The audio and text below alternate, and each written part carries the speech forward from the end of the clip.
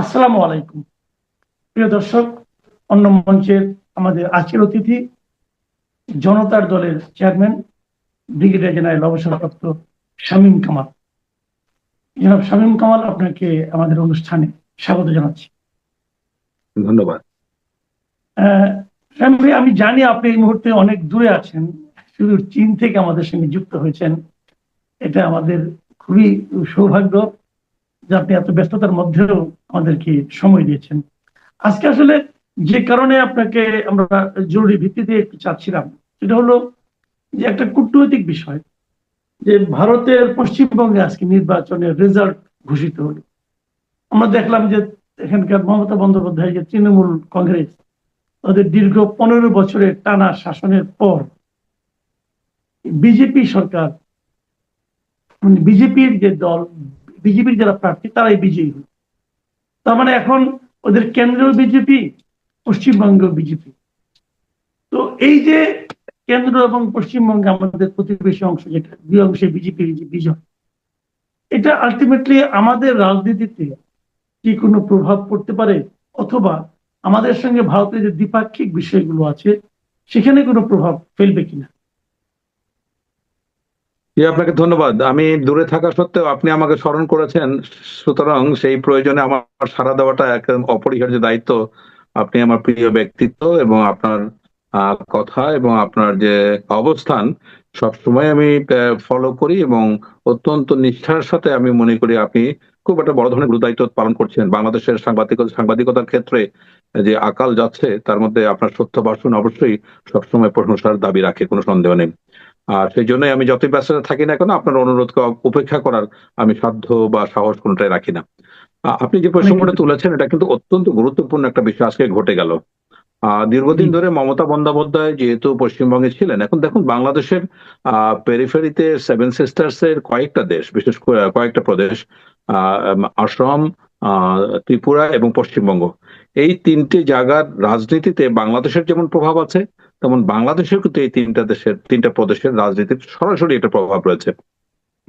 দীর্ঘদিন ধরে কেন্দ্রে বিজেপি সরকার থাকা সত্ত্বেও মমতা বন্দ্যোপাধ্যায়ের সাথে তৃণমূলের সাথে বাংলাদেশের সম্পর্কটা কিন্তু মোটামুটি একটা চলনসই অবস্থায় ছিল। মমতা বন্দ্যোপাধ্যায় বাংলাদেশের স্বার্থবিরোধী অনেক সিদ্ধান্তই হয়তোবা নিয়েছেন, বিশেষ করে তিস্তা প্রসঙ্গে, কিন্তু তারপরে তার কথাবার্তা, তার আচরণে একটা একটা মানে একটা সদ্ভাব বজায় ছিল। কিন্তু এবার যেটাকে আমি মনে করি এটা বড় ধরনের দুর্ঘটনা ঘটতে যাচ্ছে। এখন যেহেতু বিজেপি ক্ষমতায় যাচ্ছে এবং শুভেন্দু অধিকারী অলরেডি বাংলাদেশের রাজনীতি নিয়ে, শেখ হাসিনার প্রত্যাবর্তন নিয়ে যে ধরনের মন্তব্য করেছেন, এতে সম্পর্ক কিন্তু মানে খুবই টানাপোড়েনের দিকে যাবে বলে আমি ধারণা করছি। শেখ হাসিনা ফিরবেন, তাকে স্যালুট দিয়ে নিয়ে আসা হবে, এই ধরনের কথাবার্তা এটা অনেক এর আগেও বাংলাদেশকে কেন্দ্র করে রাফাল আছে, উড়িয়ে দেওয়া যাবে, এরকম অনেক ধরনের কথাবার্তা বলেছেন, উস্কানিমূলক এবং খুবই বিদ্বেষমূলক, প্রতিহিংসামূলক। এটা কোনো কূটনৈতিক শিষ্টাচারের মধ্যে পড়ে না। তো সুতরাং বিজেপির ক্ষমতা আসাটা যতটা আমি মনে করছি যে বাংলাদেশের সাথে কূটনৈতিক সম্পর্কে অবনতি ঘটবে, তার থেকে বড় ফল বা নেতিবাচক প্রভাব পড়বে যেহেতু শুভেন্দু অধিকারী মুখ্যমন্ত্রী হতে যাচ্ছেন সম্ভবত। তো যাই হোক না কেন, এটা একটা বাংলাদেশের জন্য খুবই আহ আহ, খারাপ একটা সংবাদ আমি মনে করছি। দীর্ঘদিনের যে অচলায়তন, গত 1.5-2 বছর ভারতের সাথে যে কূটনৈতিক অচলায়তনটা চলেছে, এটা এমন অবস্থায় গেছে যে একেবারে সব দিক থেকে সমস্ত কূটনৈতিক সম্পর্ক একদম দরজাগুলি একটার পর একটা বন্ধ হয়ে গেছে। তো সেখানে এই গত 2-2.5 মাস পূর্বে যে আমাদের নির্বাচনটা হলো, তারপরে সম্পর্ক স্বাভাবিকীকরণের একটা প্রক্রিয়া চলছে। তো এখানে একটা বড় ধরনের একটা হোঁচট খাবে বলে আমি মনে করছি। তবে আমার মনে হয় যে কূটনীতির ক্ষেত্রে, রাষ্ট্রীয় সম্পর্কের ক্ষেত্রে অত্যন্ত সংবেদনশীল বিষয়ে মন্তব্য করার ব্যাপারে আমার মনে হয় উভয় পক্ষকে একটু সংযত থাকলে এটা উভয় দেশের জন্য ভালো হবে বলে আমি মনে করছি। এখানে একটা জিনিস আপনি নিজেও একটু ইঙ্গিত দিয়েছেন, সেটা হলো যে আমাদের সঙ্গে ভারতের যে অমীমাংসিত বিষয়গুলো, তার মধ্যে একটা অত্যন্ত গুরুত্বপূর্ণ বিষয় হলো তিস্তার পানি চুক্তি। এই তিস্তার পানি চুক্তি কিন্তু একাধিকবার ভারতের মানে কেন্দ্রীয় সরকার চুক্তি করার জন্য রাজি ছিল, এবং প্রতিবারই মমতা বন্দ্যোপাধ্যায় নিজে ব্যক্তিগত উদ্যোগে সেটাকে বাধা দিয়েছেন। এবং ভারতের যেটা নিয়ম যে যে রাজ্যের সঙ্গে সংশ্লিষ্ট সে রাজ্যে যদি বাধা দেয় তাহলে কেন্দ্রীয় সরকার সেটা করে না। এখন তো কেন্দ্রে এবং রাজ্যে দুই জায়গাতেই বিজেপি সরকার থাকছে। এখন কি আপনি মনে করেন এর মাধ্যমে কি আমাদের তিস্তা চুক্তিটা সফল হতে পারে? না, তিস্তা চুক্তির বিষয়টা মানে শুধু ঝুলে যাওয়া না, একেবারে অনিশ্চয়তার দিকে চলে গেল। এখন দেখুন, এর আগে যখন তিস্তা প্রসঙ্গ আলোচনা হয়েছে, কেন্দ্রের সাথে পশ্চিমবঙ্গের যে সম্পর্ক টানাপোড়েন, এই বিষয়টা খুবই দুঃখজনক। কেননা যখন এই প্রসঙ্গ আসছে তিস্তা, তখন পশ্চিমবঙ্গের রেফারেন্স টানা হয়েছে, মমতা বন্দ্যোপাধ্যায়ের রেফারেন্স টানা হয়েছে, যেটা অযৌক্তিক।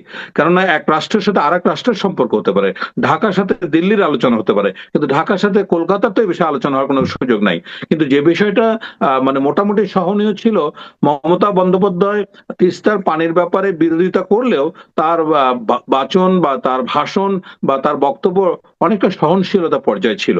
কিন্তু এখন আমি মনে করি বিজেপি সরকার কেন্দ্রে এবং পশ্চিমবঙ্গে আসার পরে এবং শুভেন্দু অধিকারী ক্ষমতায় যদি মুখ্যমন্ত্রী হন, তাহলে এই ভাষাগুলি খুবই তীর্যক, কটাক্ষ এমন হবে যে বাংলাদেশের মানুষ মরলো না বাঁচলো তা আমার দেখার বিষয় নয়, এই ধরনের ব্যাপার আসবে বলে আমি ধারণা করছি।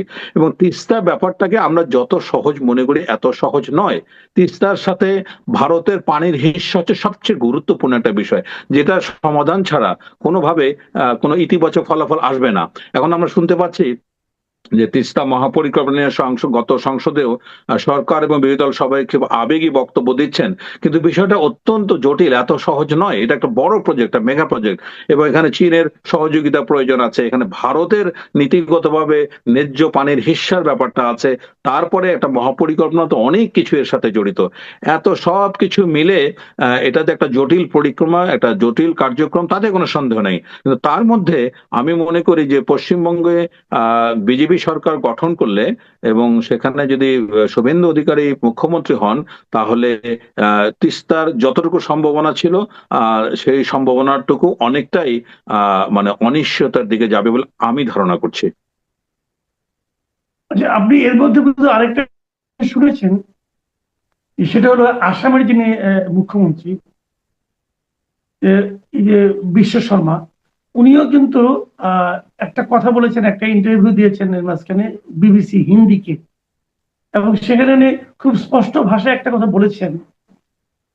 সেটা হলো যে উনি বলেছেন যে প্রতিদিনই উনারা নাকি ঈশ্বরের কাছে প্রার্থনা করেন যেন ভারতের সাথে বাংলাদেশের সম্পর্কটা ভালো না হয়, এবং এটা অনেক কারণও ব্যাখ্যা করছেন যে ভালো হয়ে গেলে সীমান্ত রক্ষী যে দুই দেশের দুই বাহিনী আছে, এদের মধ্যে একটা গা ছাড়া ভাব চলে আসে, এবং এই গা ছাড়া ভাব চলে আসলে পর ওনারা আমাদের এখানে কিছু পুশ ব্যাক করতে পারেন অথবা পুশ ইন করতে পারেন না। আর যদি সম্পর্কটা খারাপ থাকে তাহলে ওনারা কিছু কিছু লোককে প্রতিদিনই অল্প অল্প করে পুশ ব্যাক করতে পারেন। এই হলো ওনার বক্তব্য।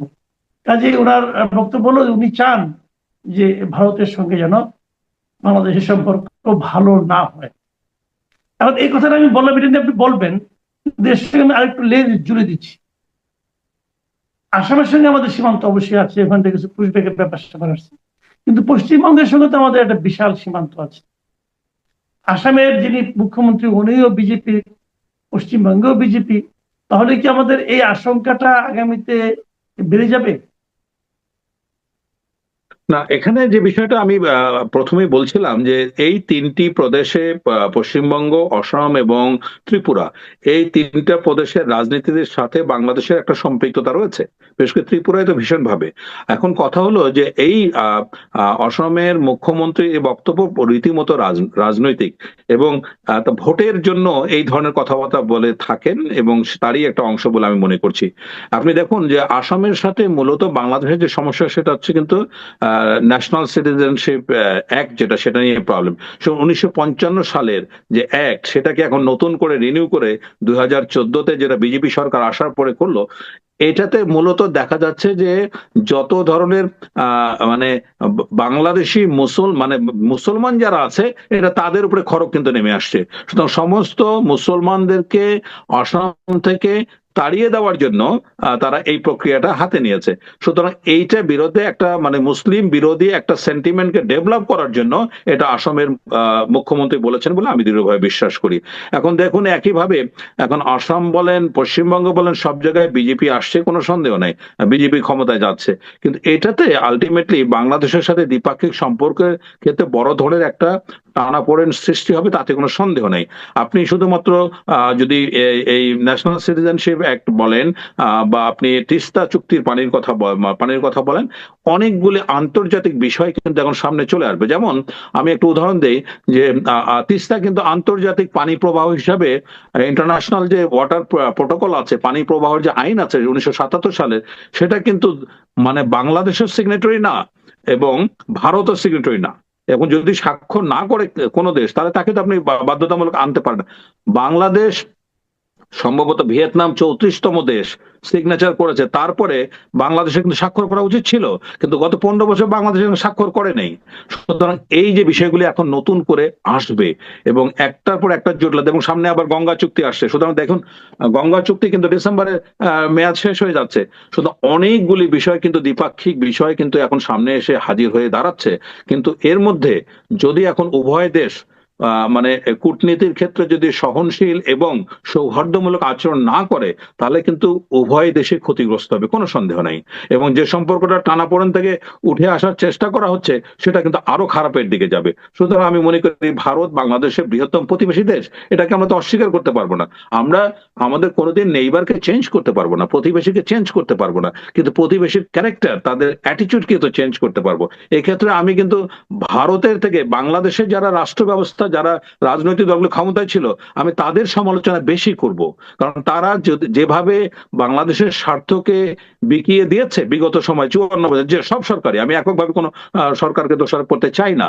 আপনি দেখুন যে গত 54 বছরে ভারত বাংলাদেশ দ্বিপাক্ষিক সম্পর্কের ক্ষেত্রে কোন বিষয়টাতে আমাদের সরকার শক্ত অবস্থান নিয়ে মানে তার ন্যায্য দাবি, ন্যায্য হিস্যার কথা বলেছে, কোন সরকারই বলে নাই। সুতরাং আমি মনে করি যে সামনের সময় আসে, দেখি গঙ্গা চুক্তি কি হয়, তিস্তার ব্যাপারে কি হয়। তো এই বিষয়গুলি একটার পর একটা আপনার আনফোল্ডেড হতে থাকবে এবং আমরা মনে করি যেহেতু সম্পর্কটা একেবারেই মানে গিরিখাতের কিনারে গিয়ে পৌঁছেছে, সেখানে একটা নির্বাচিত সরকার বাংলাদেশে এসছে এবং ভারতেও একটা দীর্ঘদিন ধরে এই বিজেপি সরকার ক্ষমতায় আছে। সুতরাং দ্বিপাক্ষিক সম্পর্কের ক্ষেত্রে যদি উভয় সরকার সহনশীল না হয়, উভয় সরকার যদি কূটনৈতিক শিষ্টাচার বজায় না করে, তাহলে উভয়ের জন্য এটা বিপজ্জনক হবে বলে আমি মনে করছি। কিন্তু আপনি যে কথাটা বললেন, আপনার কথাটা আমি খুব গুরুত্ব দিচ্ছি যে এখানে বাংলাদেশের ভূমিকা ছিল। বাংলাদেশের যে সরকার এসেছে তারা আমাদের দেশের স্বার্থ রক্ষা করতে পেরেছে, এটা নিয়ে অনেক আলোচনাও হয়েছে। কিন্তু আমরা কিন্তু দেখেছি যে এই সরকার আসার পর এই সরকারের পররাষ্ট্রমন্ত্রী ডক্টর খলিলুর রহমান, উনি কিন্তু ওনার প্রথম যে রাষ্ট্রীয় সফর, এটা কিন্তু ভারতেই করেছেন। এবং ভারত থেকে উনি কি এনেছেন, কি প্রতিশ্রুতি আনতে পেরেছেন, সেটা অবশ্য আমরা বুঝতে পারিনি অতটা। কিন্তু আপনি কি মনে করেন যে সেই সফরটা আমাদের জন্য ইতিবাচক কোনো ফল বয়ে আনবে না? আনা উচিত।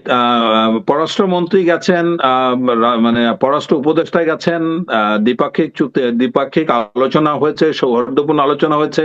অচিরেই ভিসা ব্যবস্থা আগে যেটা ছিল সেটা ফিরে আসতে যাচ্ছে। এই এই সুখবরগুলো আমরা শুনছি। হয়তো মাননীয় প্রধানমন্ত্রী ভারত সফরে যাবেন। এখানে দোষের আমি কোনো কিছু দেখি না। আমাদের দেখতে হবে যে এই বিষয়গুলি আপনার সামনে কিভাবে, কারণ অন্তর্বর্তীকালীন সরকারের সময় মোটামুটি ভারত বাংলাদেশ বৈরিতার চূড়ান্ত পর্যায়ে চলে গেছে এবং কোনো ধরনের সম্পর্ক, স্থল বাণিজ্য থেকে শুরু করে ভিসা, কূটনৈতিক মিশনে মানে বাংলাদেশের পতাকাকে অবমাননা করা, বাংলাদেশের বিরুদ্ধে একাধিক অভিযোগ আনা, মানে এমন কোনো বিষয় নাই যেখানে তবে গত 54 বছরে যে জিনিসটা আমরা লক্ষ্য করেছি, শুধুমাত্র অন্তর্বর্তীকালীন সরকার কিন্তু খুব শক্ত ভাষায় 2-4টা প্রতিবাদ করেছে। এটা আগে বিগত কোনো সরকার কোনোদিনই করেনি। এখন আমরা সামনের দিনগুলির জন্য অপেক্ষা করব হ্যাঁ, সময় খারাপ কোনো সন্দেহ নেই, কিন্তু সামনের দিনগুলি আমি আশা করছি যে ভারতের, দেখুন ভারত অনেক বৃহৎ গণতান্ত্রিক দেশ, কিন্তু ভারতের যেটা বড় সমস্যা, ভারতের কোনো বন্ধু নাই, তার কোনো প্রতিবেশীর সাথে ভালো সম্পর্ক নাই। একমাত্র দেশ যে বাংলাদেশ, তার সাথে ভালো সম্পর্ক ছিল। এবং যেমন আমরা ভারতের উপরে অনেক ক্ষেত্রে নির্ভরশীল, ভারতের কিন্তু সবচেয়ে বড় মার্কেট কিন্তু বাংলাদেশ, সেটাও আপনার মানে আমাদের খেয়াল রাখতে হবে। সুতরাং সবকিছু মিলে এখন যদি এককভাবে ভারত মনে করে যে বাংলাদেশকে ছাড়াই আমরা চলবে, মূলত তাই গত অন্তর্বর্তীকালীন সরকার ভারত বড় ধরনের চ্যালেঞ্জ নিয়ে বাংলাদেশের সাথে সম্পর্ক মানে ছিন্ন করেছে। তা সুতরাং এইটাকে ভারতের স্বার্থেই চালু করা উচিত। একইভাবে আমাদের সামনে এখন নতুন যে সরকার এসছে, এই সরকারের, আমি বলবো না এটা ক্রান্তিকাল যাচ্ছে, আমি বলবো একটা নতুন সুযোগের উদ্ভব হয়েছে। এই সরকার যদি বিচক্ষণ হয়ে থাকে, এই সরকারে যদি দেশাত্মবোধের মানে অবস্থান থেকে কাজ করে, তাহলে প্রত্যেকটা বিষয়কে সুযোগভাবে সুন্দরভাবে বুঝিয়ে নিয়ে, এবং জনগণকে ফাঁকি দেওয়ার কোনো সুযোগ নাই। আজকে আপনি গঙ্গা চুক্তি 25 বছর হয়ে যাচ্ছে, গঙ্গা চুক্তির ক্লজ কেউ পড়ে নাই, কিন্তু এখন মানুষ সবাই জানে। আমি এখানে 12টা ক্লজ আছে, প্রত্যেকটা ক্লজ আমি খুব একদম to the in between lines পড়ে দেখেছি যে এখানে কত বড় শুভঙ্করের ফাঁকি আছে। আমাদের যদি 54টা আন্তর্জাতিক নদীও হয়ে থাকে, সেখানে মাত্র একটা নদী দিয়ে চুক্তি হয়েছে, বাকিগুলো কোনো চুক্তি নেই। যদিও নদী 200-200 কাছাকাছি আমাদের আন্তর্জাতিক নদী। তাহলে সুতরাং একটা নদী নিয়ে চুক্তি হলো, এবং এই চুক্তিটাও যে কত শুভঙ্করের ফাঁকি, যে কোনো মানুষ, সাধারণ জ্ঞান যার আছে, সে একবার পড়লেই বুঝতে পারবে এটা কত ধরনের ফাঁকিবাজি হয়েছে আর কি। যাক, এখন এইটাই যদি আবার রিনিউয়াল করা হয়, তাহলে বুঝতে হবে এ জাতির মানে ভবিষ্যৎ খুবই অন্ধকার।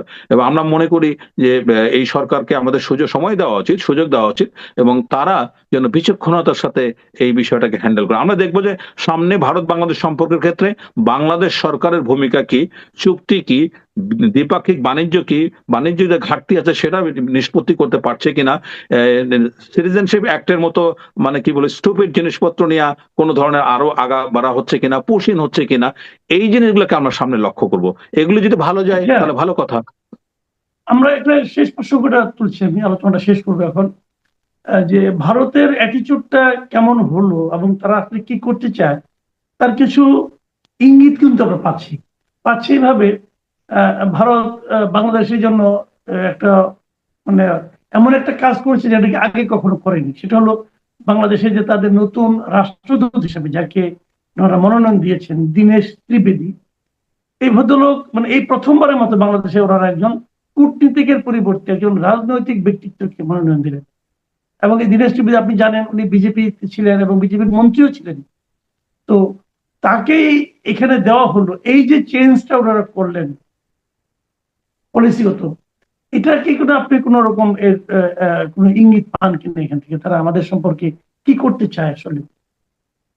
না, এটা এটা খুব একটা ইঙ্গিতপূর্ণ বলে আমি মনে করছি না। এটা দেখুন আপনি বিগত সময়ে মানে স্বাধীনতার পর থেকে যখনই বাংলাদেশে সরকার পরিবর্তন হয়েছে, তখনই কিন্তু ভারত সাথে সাথে বাংলাদেশের সাথে সম্পর্ক এগিয়ে নিয়ে যাওয়ার জন্য আপনার একাধিকবার তার মানে তারা প্রতিজ্ঞা করেছে বা সেভাবে কাজ করেছে। যেমন ধরুন শেখ মুজিবকে সপরিবারে হত্যার পরেও ভারতের বাংলাদেশে ভারতের যে হাই কমিশনার ছিলেন, তিনি বাংলাদেশে আসছিলেন, সমুদ্র সমর সেন। তিনি এসে বলছেন যে যতই আমরা ব্যথিত হই না কেন, আমরা সম্পর্ক কন্টিনিউ করতে চাই। একইভাবে যখনই আপনার মানে বিএনপি সরকার ক্ষমতায় আসছে, তখনই কিন্তু ভারত এগিয়ে এসে সম্পর্ক উন্নয়নের ব্যাপারে সম্পর্ককে মানে ধারাবাহিকভাবে চালিয়ে নেওয়ার অঙ্গীকার ব্যক্ত করে কাজ করেছে। এইবারে একমাত্র ব্যতিক্রম ঘটনা অন্তর্বর্তী মানে 5ই অগস্টের পরে ভারত এটা করেননি। ভারতে করেনি এবং বলেছে যে ওই ভারতের সেনাবাহিনী প্রধান বলেছেন যে একটা রাজনৈতিক সরকার আসলে সম্পর্ক স্বাভাবিক হবে। সুতরাং এখানে কে আসলো না আসলো এটা দিয়ে মানে আমরা সাধারণ মানুষ যারা সামান্য লেখাপড়া করি বা কম বেশি বোঝার চেষ্টা করি, আমরা দেখব যে ব্যক্তি কি আসলো সেটা বড় কথা না। আমরা দেখব যে আচরণগুলি কি হচ্ছে, কার্যক্রমগুলি কি হচ্ছে, দ্বিপাক্ষিক পলিসিগুলি কি হচ্ছে। এখন এমন একটা যুগ যে আপনি চুক্তি করলেন, গঙ্গা চুক্তি করলেন 25 বছর আগে, আর সারা দেশের মানুষ কিছু জানবে না, এটা নিয়ে আর কিন্তু ওই ফাঁকিবাজি দেওয়ার কোনো সময় নাই। এখন মানুষ অত্যন্ত সচেতন, মানুষ সবকিছু জানে এবং বুঝে। সুতরাং এখানে কে আসলো না আসলো আমি এখানে খুব মানে ব্যতিক্রম মনে করছি না যে এটা বড় কিছু একটা বিষয়।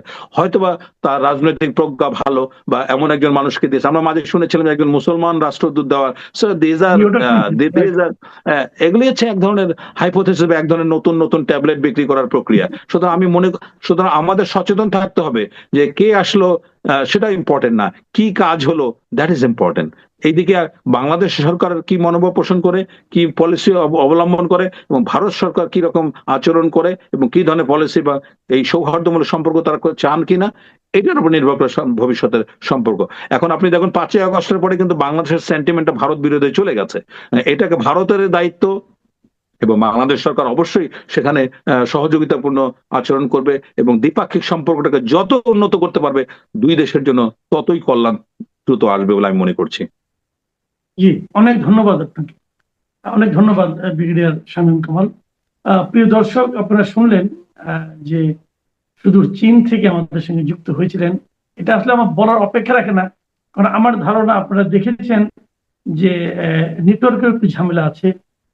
কারণ চীনে যারা যান তারা জানেন চীনের থেকে আমাদের সঙ্গে যোগাযোগের নেটওয়ার্কটা সবসময় একটু বাধাগ্রস্ত হয়। কাজে যদি নেটওয়ার্কে একটু ঝামেলা দেখেন, সেটা দূরত্ব জনিত কারণে বলে আমাদেরকে ক্ষমা করবেন।